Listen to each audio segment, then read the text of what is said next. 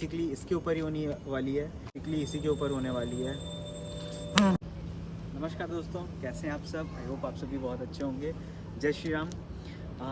आज की ये वीडियो होने वाली है 4x4 फ्रंट व्हील ड्राइव या रियल व्हील ड्राइव। इसके पहले हम बात कर रहे थे कि जब भी इंसान गाड़ी लेने जाता है तो वो ये ज़रूर सोचता है कि इतना पैसा वो एक SUV लेने में लगा रहा है तो उसे 4x4 लेनी चाहिए, फ्रंट व्हील ड्राइव लेनी चाहिए या फिर रियल व्हील ड्राइव लेनी चाहिए। आज की वीडियो बेसिकली इसी टॉपिक पे रहने वाली है। आइए हम गाड़ी में बैठते हैं और उसका वीडियो स्टार्ट करते हैं। और अगर अभी तक आपने हमारे चैनल को सब्सक्राइब नहीं किया है तो प्लीज़ सब्सक्राइब कर लीजिए, हमारे वीडियोस को लाइक किया करिए अगर आपको अच्छी लगती है वीडियोस, और कमेंट करके अगर कोई क्वेश्चंस होते हैं तो ज़रूर पूछा करिए। चलिए शुरू करें।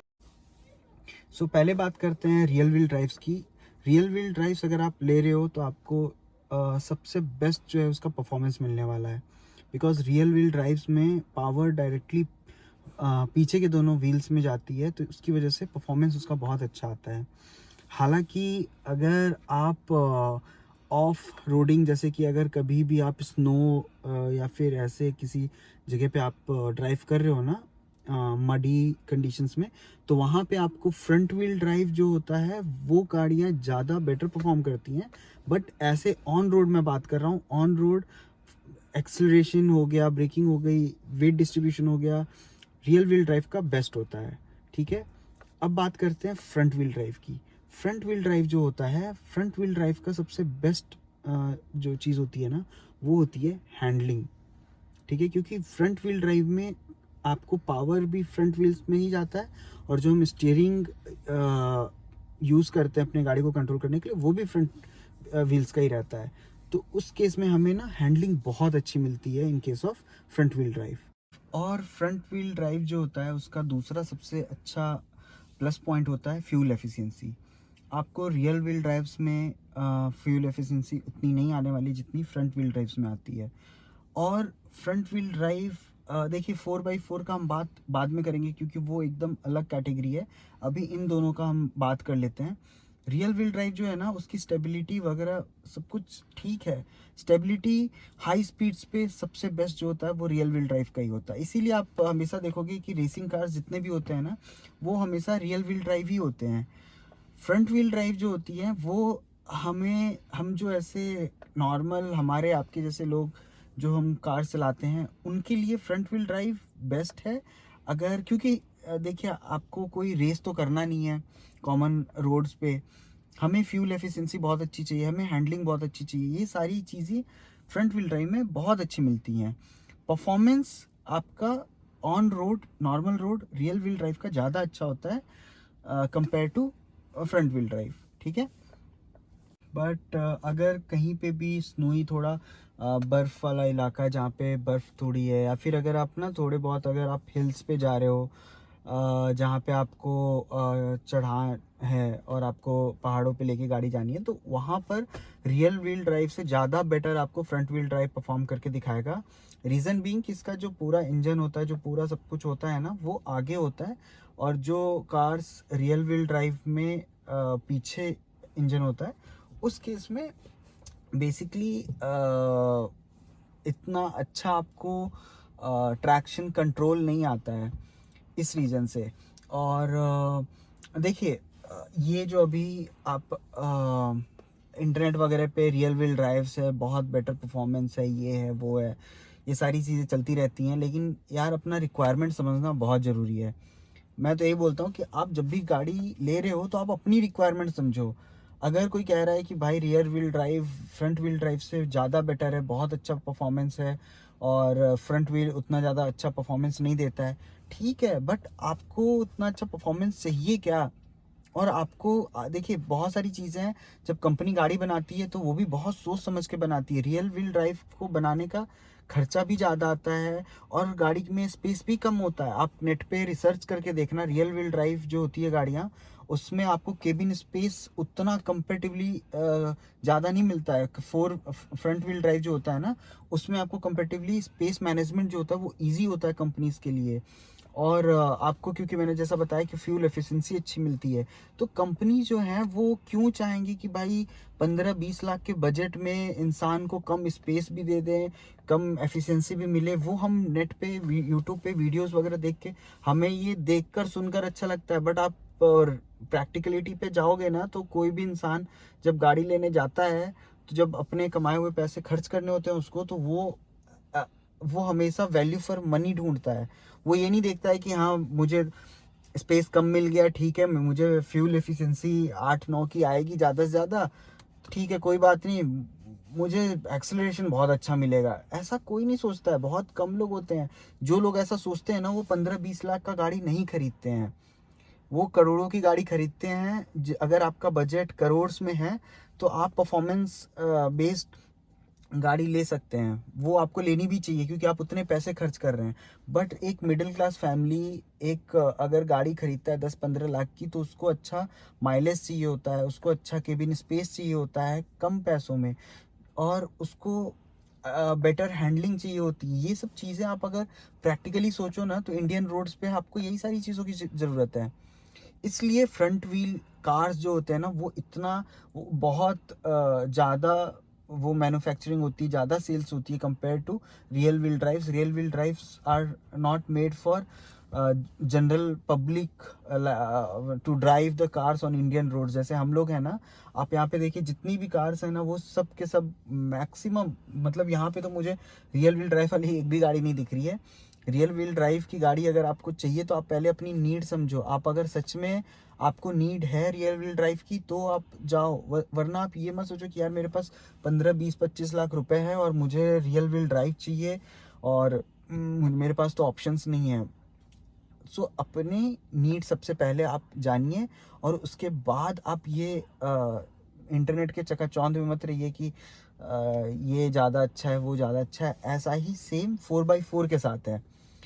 अब आपको एक चीज़ मैं बताता हूँ, आप कहीं पे भी आपको जो भी महिंद्रा के कार्स जो आते हैं 4x4 में, टोयोटा की आती है फॉर्च्यूनर 4x4 में, टाटा की तो अब 4x4 कार आ नहीं रही है, बट उसका रीज़न है। ऐसा नहीं मैं टाटा की कार में बैठा हूँ इसलिए ऐसा बोल रहा हूँ। आप किसी से भी जाकर, अभी मैं जब अपनी गाड़ी ले रहा था तो मैंने फॉर्च्यूनर का भी देखा था, और XUV 700 में ऑल व्हील ड्राइव आती है, दोनों का मैंने देखा था। दोनों कार्स में आप जाकर किसी भी शोरूम में ये चीज़ पता लगा सकते हैं कि उनकी जो नॉन 4x4 या नॉन ऑल व्हील ड्राइव जो मॉडल्स हैं, जैसे 700 का ऑल व्हील ड्राइव मॉडल जो है वो कितना बिकता है, और बाकी जो non all wheel drive models हैं वो कितना बिकता है। आपको समझ में आएगा कि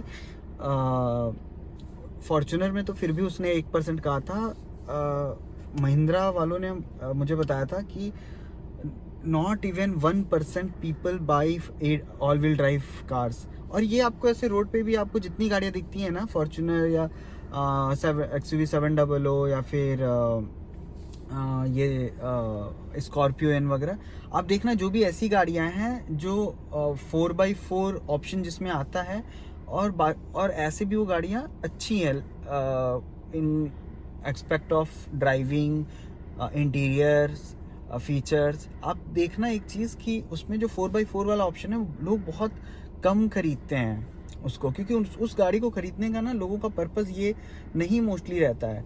तो एक पहला पॉइंट जो है ना मेरा 4x4 को लेकर, वो ये है कि 4x4 कार्स सेल एक्चुअली में बहुत कम होती हैं। जो बाकी फ्रंट व्हील ड्राइव कार्स है ना, वो बहुत ज़्यादा सेल होती हैं इन कंपैरिजन टू 4x4। और यही चीज़ टाटा भी कहता है कि 4x4 का सेल है ही नहीं, तो हम मतलब वो इतना R&D वगैरह सब कुछ करके और वो गाड़ी बनाए, और उसके बाद फिर लेने वाले इतने हैं नहीं इंडिया में, तो वो उस चीज़ के ऊपर इसलिए ज़्यादा ध्यान नहीं दे रहा है, हालांकि देना चाहिए। तो देखिए 4x4, जैसा मैंने अभी हम पहले बात कर रहे थे कि 4x4 कार्स सेल भी बहुत कम होती हैं, है ना, इतना ज़्यादा सेल नहीं है 4x4 का, इसलिए जो कार मैन्युफैक्चरर्स हैं वो इतना ज़्यादा आपको ऑप्शंस नहीं देते हैं 4x4 में। और अगर 4x4 जो कार सेल भी होती है ना, मैं आपको एक बिटर ट्रुथ बताता हूँ, जितने भी लोग 4x4 कार्स लेते हैं, आप उन सभी को जाके पूछिए, उसमें से 50% लोग ऐसे होते हैं जो सिर्फ और सिर्फ ये ट्रेंड वगैरह 4x4 वाला जो ट्रेंड है ना मार्केट में, उसकी वजह से सिर्फ वो गाड़ी लेकर बैठ गए। मैं पर्सनली ऐसे बहुत सारे लोग को जानता हूँ, मेरे फ्रेंड्स हैं ऐसे जिनके पास थार 4x4 है और उसका कोई यूज़ नहीं है।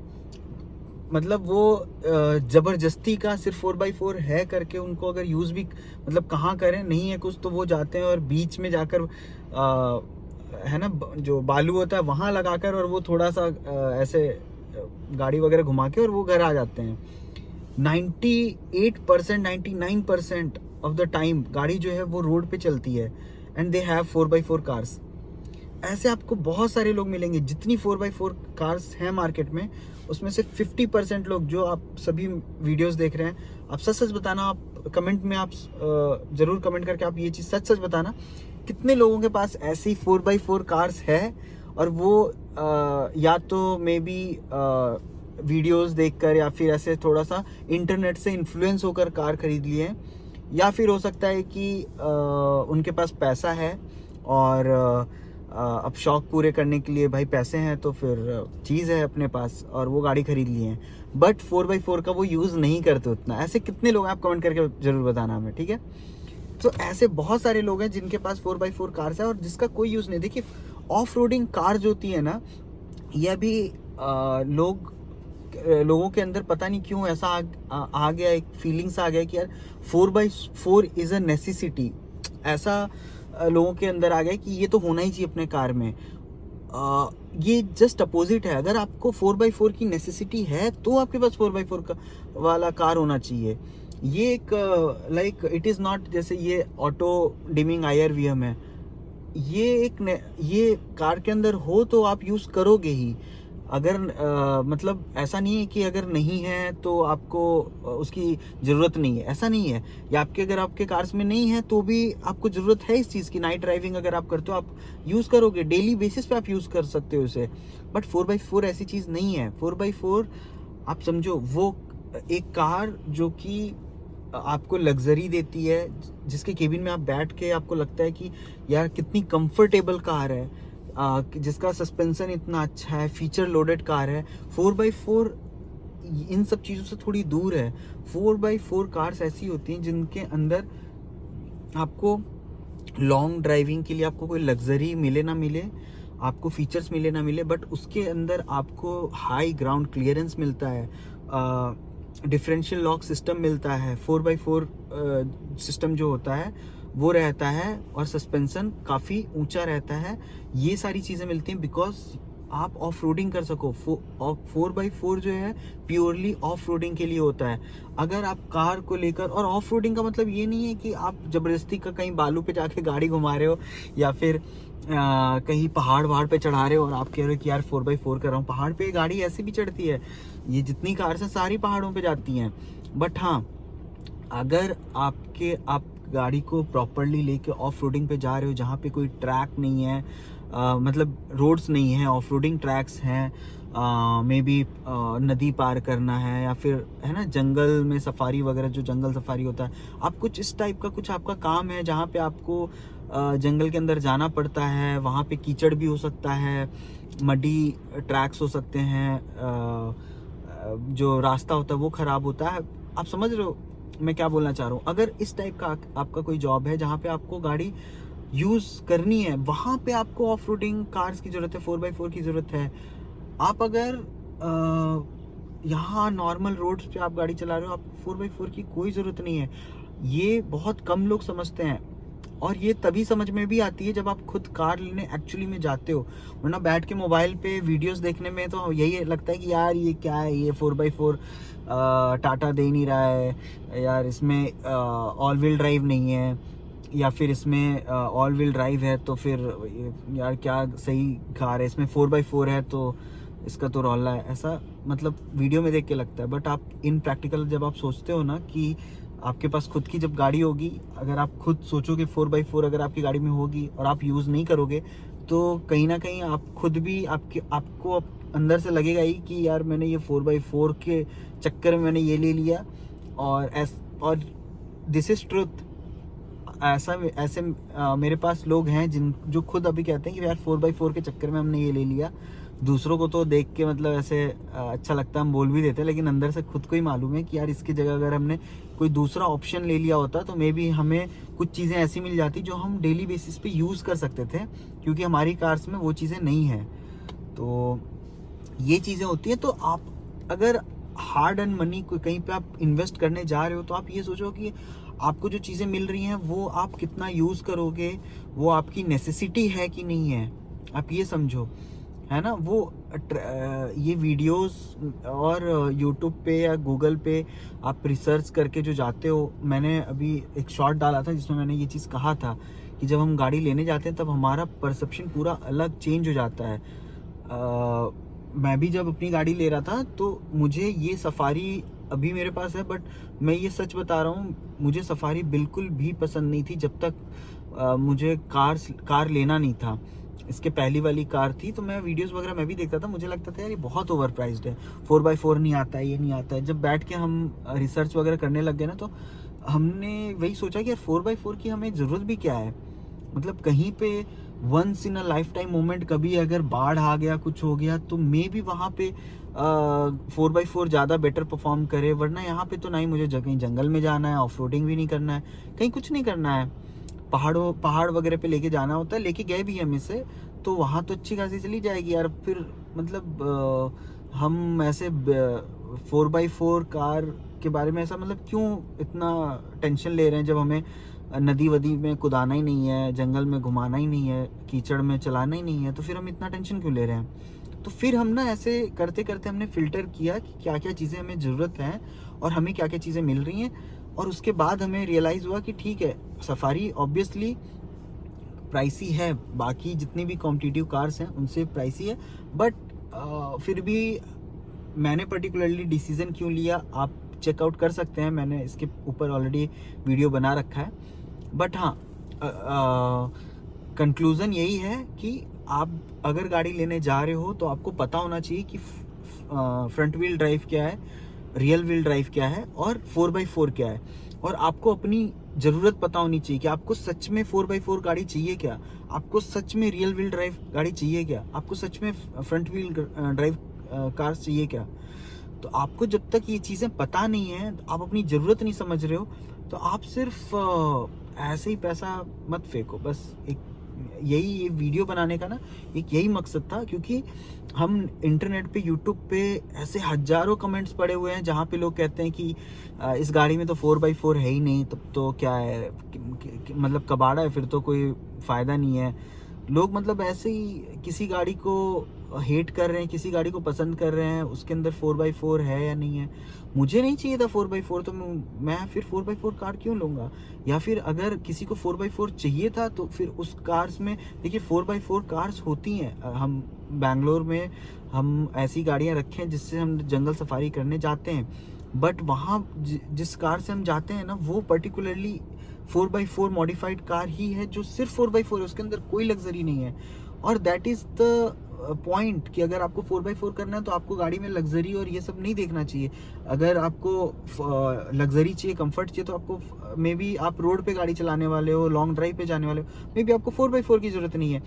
अगर आपको दोनों चाहिए, सब कुछ चाहिए, तो क्या पता आपके पास बहुत ज़्यादा पैसा है, तो फिर आप करोड़ों की गाड़ी ले सकते हो। रेंज रोवर, इन सब में ऐसे ऐसे ऑप्शंस हैं जहाँ पे आपको लग्जरी भी मिलती है, 4x4 भी मिलता है। तो आप अपनी ज़रूरत समझिए कि आपको किस चीज़ की ज़रूरत है। और ये इंटरनेट या फिर ऐसे यूट्यूब पे जितनी भी ऐसे कमेंट्स होते हैं ना, आप इतना ज़्यादा डिस्ट्रैक्ट मत होया करिए, या इतना ज़्यादा इन्फ्लुएंस मत हो जाया करिए कि यार लोग इस गाड़ी को तो बोल रहे हैं कि इसमें 4x4 ही नहीं है, इस गाड़ी में तो यार यही नहीं है, वही नहीं है। आप अपनी ज़रूरत समझिए कि आप जिस कार में क्या है क्या नहीं है, और आपको क्या चाहिए क्या नहीं चाहिए, फिर आप डिसीज़न लीजिए। ठीक है, तो चलिए इसी के साथ हम इस वीडियो को एंड करते हैं। थैंक यू सो मच अभी तक बने रहने के लिए। और अगर आपको कुछ क्वेश्चंस हैं, कोई चीज़ पॉइंट जो मैंने नहीं बताया इस वीडियो में, भूल गया, वो आप ज़रूर बता सकते हैं। और ये वीडियो आपको कैसा लगा आप ज़रूर कमेंट करके बताइए। आपके कमेंट्स हम पढ़ते हैं तो हमें भी बहुत अच्छा लगता है, और हम ट्राई करते हैं कि जितना ज़्यादा हो सके हम सबके क्वेश्चंस के आंसर करें, सबके कमेंट्स पे रिप्लाई करें। Thank you so much. अपना ध्यान रखिए। जय श्री राम।